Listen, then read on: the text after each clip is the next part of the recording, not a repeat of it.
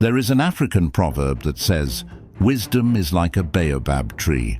No one individual can embrace it." The baobab tree, with its massive trunk and wide branches, stands as a symbol of life, resilience, and nourishment in African landscapes. It provides food, water, shade, and medicine. But it is so vast that no one person alone can wrap their arms around it. It takes many people together, joining hands, to encircle the tree. This proverb is more than a picture of wisdom. It is a teaching about life itself, especially about mental wellness. No one person can carry all wisdom alone. No one person can carry all burdens alone. Just as it takes many arms to embrace a baobab tree, it takes a community to embrace the challenges of the human spirit. In today's world, mental health is often spoken of in private, almost in whispers. Many people feel ashamed to admit when they are struggling with depression, anxiety, or trauma. But African wisdom reminds us, there is no shame in struggle. Struggle is part of being human, and healing is not meant to be done alone.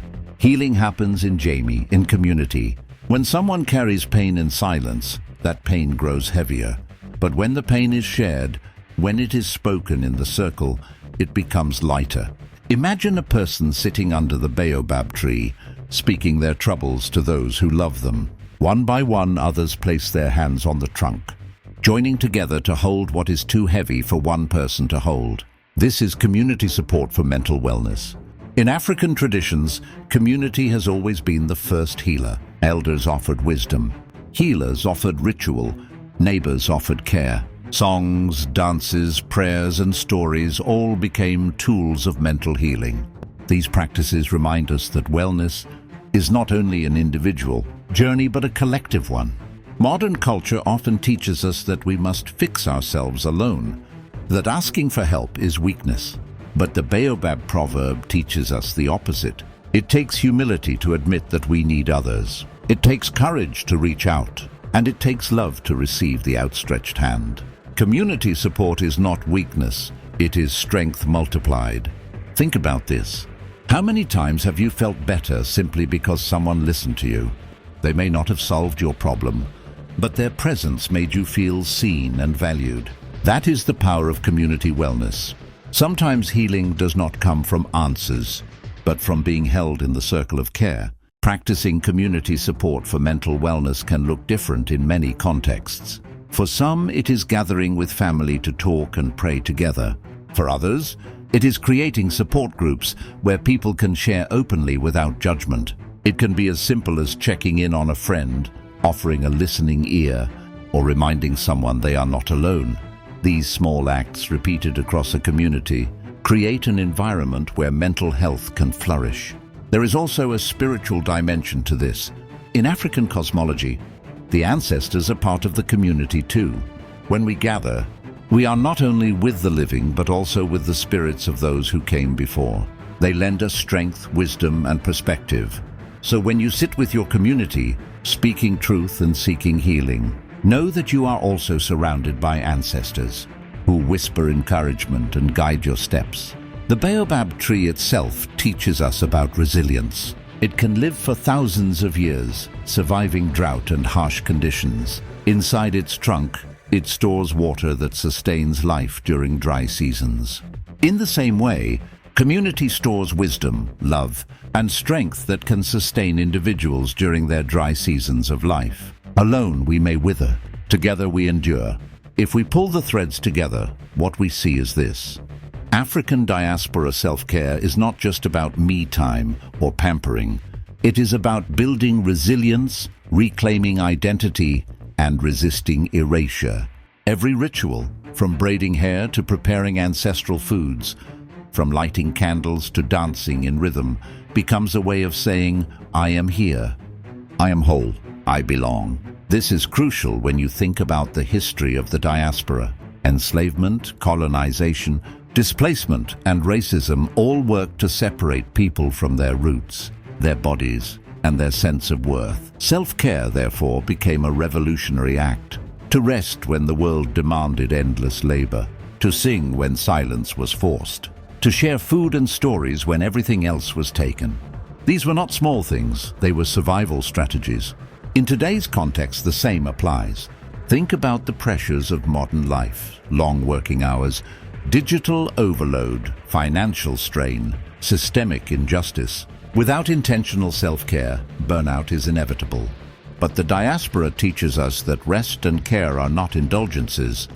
They are necessities. They are what allow communities to thrive generation after generation. Take, for example, the role of music and dance. In the diaspora, drumming circles, gospel choirs, Afrobeat nights, and Caribbean carnivals are not simply entertainment. They are rituals of care. They help regulate stress, release trauma from the body, and connect people in joy. Neuroscience even confirms that rhythmic movement and collective song reduce cortisol levels and increase feelings of belonging. What looks like fun is, in fact, medicine. Or consider the kitchen. Recipes passed down through grandmothers are more than meals. They are cultural prescriptions for healing. Soups rich with garlic, stews full of turmeric, teas of hibiscus and ginger. These are ancient remedies encoded in food. Preparing them is an act of love, eating them an act of restoration. Even the sharing of food, feeding a neighbor, bringing a dish to a gathering is a form of care that ripples outward. Another powerful thread is spiritual connection. For many in the diaspora, prayer, meditation, ancestor veneration, or time spent in nature all provide grounding. Lighting a candle before speaking to one's ancestors, pouring libations, or simply sitting beneath a tree in silence are all practices that affirm, I am connected to something larger than myself. This too is self-care, because it nourishes the spirit and reminds the individual of their place in a continuum that stretches beyond time. What is perhaps most transformative is the communal dimension. In many African traditions, healing is not done in isolation but in community. A sick person is not just an individual problem, but a collective concern. The same principle applies to self-care today. When one person takes time to heal, the benefits extend outward. Their calmness, their energy, their wisdom feed back into the community. And in turn, the community becomes a container where individuals can rest and be held. This is why the proverb, "A single bracelet does not jingle," resonates so strongly. Alone, our efforts may be small. Together, they create harmony. To practice self-care in the diaspora, sense is to understand that caring for yourself and caring for others are inseparable.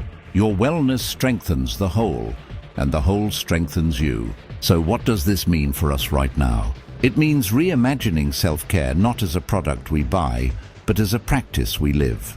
It means asking ourselves, how can I rest without guilt, knowing that rest is resistance? How can I reconnect with the foods, music, and rituals of my heritage? How can I weave community into my healing, checking in on others, receiving support when I need it, giving without expectation? It also means honoring the ancestors. Every time you light incense, speak their names or follow their recipes, you are acknowledging their sacrifices and keeping their wisdom alive.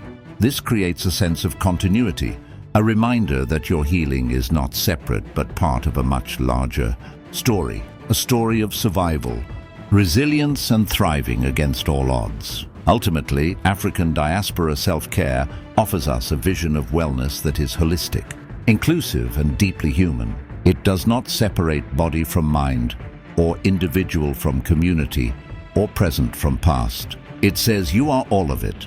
You carry the wisdom of generations, and by caring for yourself, you keep that wisdom alive. So as we close, ask yourself, what ritual of care will you embrace this week?